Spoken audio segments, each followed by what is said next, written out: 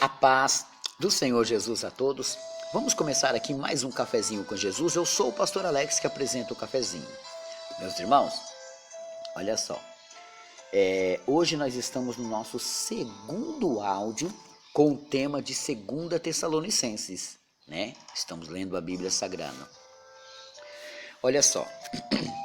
Vamos lá para onde a gente parou. Capítulo 2 e o verso 4. Eu vou ler o verso 4 para continuar.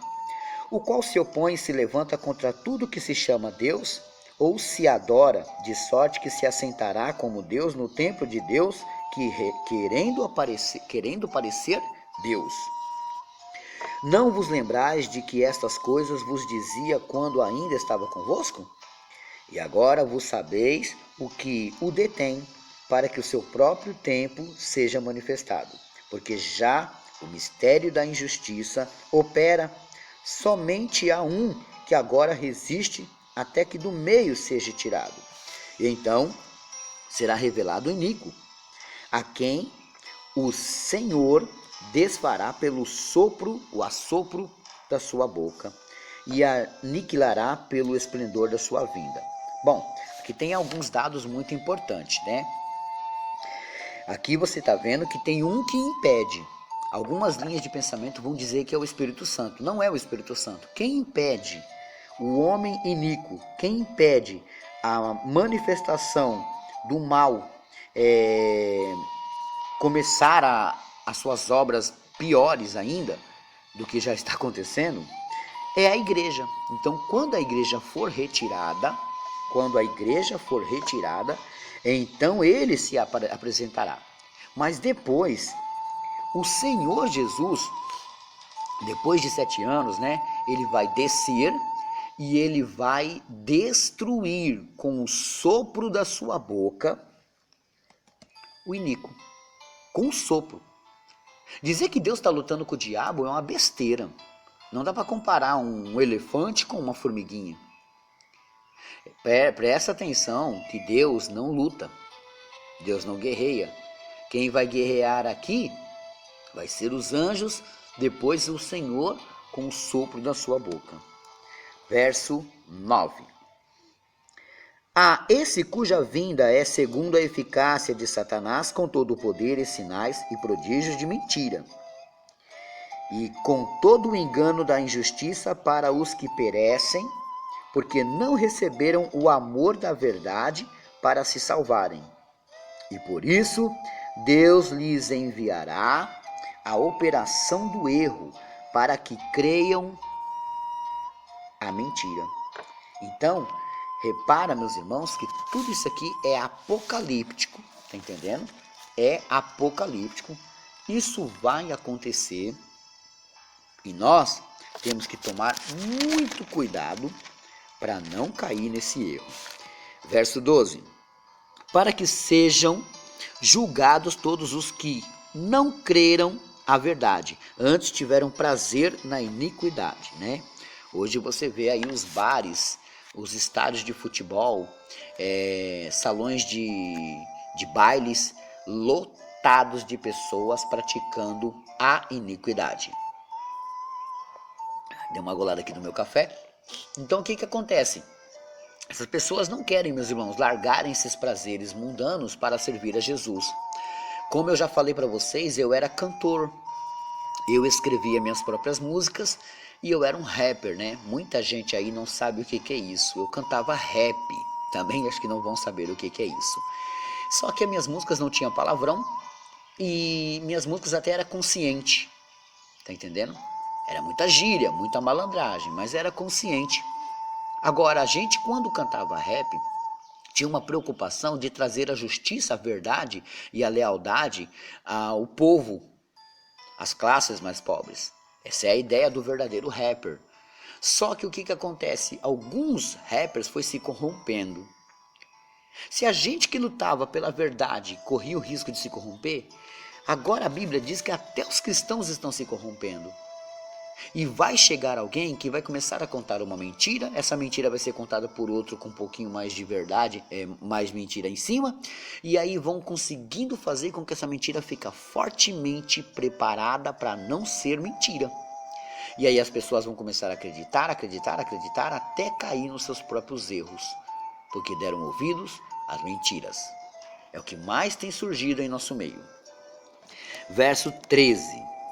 Mas devemos sempre dar graças a Deus por vós, irmãos amados do Senhor, por vós ter Deus elegido desde o princípio para a salvação, em santificação do Espírito e fé da verdade, para que pelo nosso Evangelho vos chamou, para alcançardes a glória de nosso Senhor Jesus Cristo. Então, irmãos, estai firmes e retende as tradições que vos foram ensinadas, seja por palavra, seja por epístola nossa. Paulo está chamando a atenção dos tessalônicos na sua segunda carta.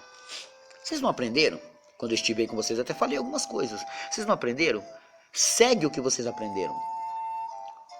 Não o que o mundo fala, mas o que foi saído da nossa boca ou pela epístola. Vocês acham, meus irmãos? Olha só, Gamaliel, uma certa vez, ele falou assim para Saulo, que é Paulo, né? Falou assim: não esquenta a cabeça com esse povo do tal do Jesus, porque se isso aí não for de Deus, daqui uns dias isso aí morre, daqui uns tempos isso aí passa, some. Mas, se for de Deus, você vai se achar contendendo contra o próprio Deus. Quando eu criei o Cafezinho com Jesus, eu e o nosso Senhor Jesus, aconteceu, meus irmãos, que muitos pregadores apareceram, mas muitos mesmo. E infelizmente muitos deles desapareceram. Estava conversando com o pastor Carlos Adriano, pode falar para ele disso. E, meus irmãos, restou pouco. Restou o pastor Luciano, restou o Gregório, que eu me lembro agora, mas restou mais alguns aí, mas eu não vou lembrar agora, sabe? E isso, meus irmãos, é aqueles que resistiram às tempestades, às lutas e permaneceram de pé. Tudo isso, meus irmãos, o nosso Senhor nos guardou, nos preservou. Não que Deus não guardou e não preservou os outros, mas Deus queria um compromisso particular conosco. Deus queria que a gente levasse a verdade. E aí o que acontece? A gente aprendeu do nosso Senhor Jesus por palavras e por epístolas. Então, o que a gente fez?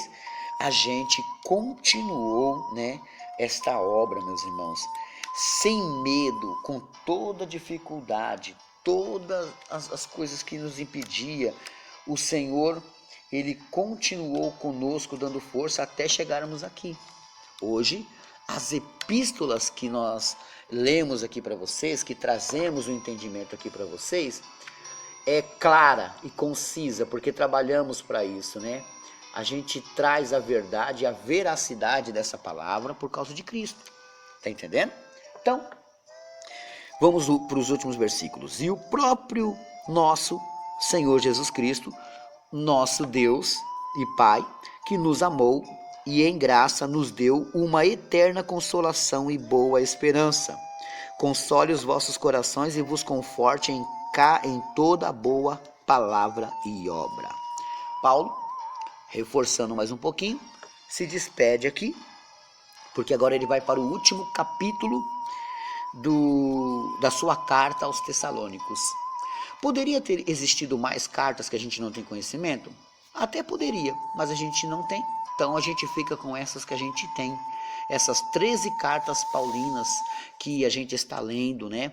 A gente vai ler até as outras epístolas dos outros discípulos também. Estamos indo ao rumo Apocalipse, mas eu não vou dar o estudo do Apocalipse. Por quê? Porque eu já tenho o estudo do Apocalipse, meus irmãos, em áudio, lá nos pendrives, e eu já tenho o estudo do Apocalipse em PDF. Então, esse é um outro projeto, tá? Então a gente vai estar até João, a terceira carta de João, e a gente finaliza, tá bom? Agora, ano que vem eu vou colocar uma pergunta lá na minha página, meus irmãos, lá na minha página. Quais livros a gente pode estar lendo, né? Mas eu vou escolher os livros. Pode ser Jó, Gênesis é muito grande, mas eu não sei se todo mundo vai querer, mas a gente pode colocar Gênesis, É muito grande Gênesis, eu tô com medo de começar ele, meus irmãos. Vai dar muito áudio. Aí quando atrasa, as pessoas falam, pastor, me manda aquele áudio. Não tem como, meus irmãos, ficou lá atrás, tá? Então, eu tô pensando ainda entre Jó, Gênesis e 1ª e 2ª Samuel, né? Que vai falar da história de Davi. Então, vai decidindo aí qual que você quer. Jó, Gênesis e 1ª e 2ª Samuel. Talvez seja 1ª e 2ª Samuel, né? Eu tô com muito medo de começar Gênesis porque é muito grande, né? Para 10 minutos.